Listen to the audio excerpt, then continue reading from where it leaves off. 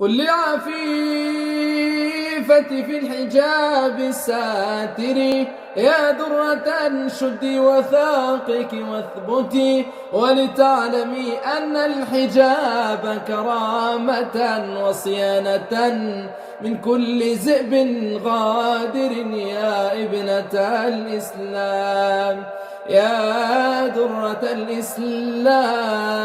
يا ابنة الإسلام أنت فخرنا كوني كما أنت ولا تتغيري لا تسمعي لإعوائهم ذاك الذي يدعوك أن تلقي النقاب وتخرجي قولي لهم سأظل ثابتة الخطى وعن طريق الحق لا لن أنحني قل للعفيفة في الحجاب الساتر